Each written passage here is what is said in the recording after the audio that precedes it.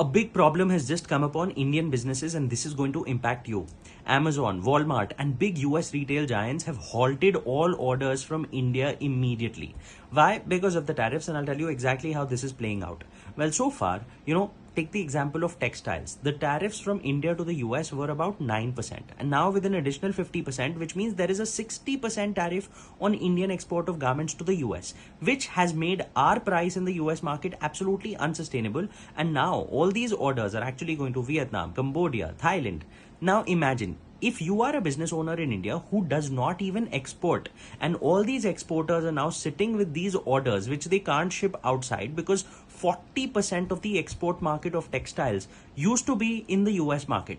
Now all these products are going to be dumped in the domestic market, which means you as a small player will also be severely impacted, and there is going to be a recessionary trend in our country if this tariff war does not come to an end. Which is why there are three things every business will have to do.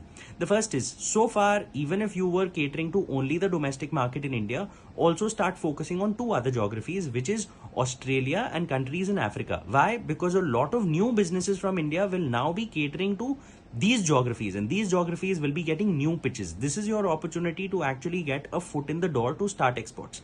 The second big thing is, don't take any high risk expansion bets in this year. This year's focus for every business should just be sustenance and survival, because this is going to have a severe impact on the entire Indian economy if it does not come to an end.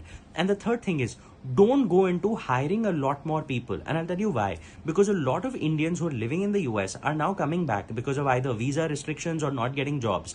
And they are flooding into the Indian market, which means this is also going to impact, salaries in India severely. A lot more in the description. Share it with someone who may need it.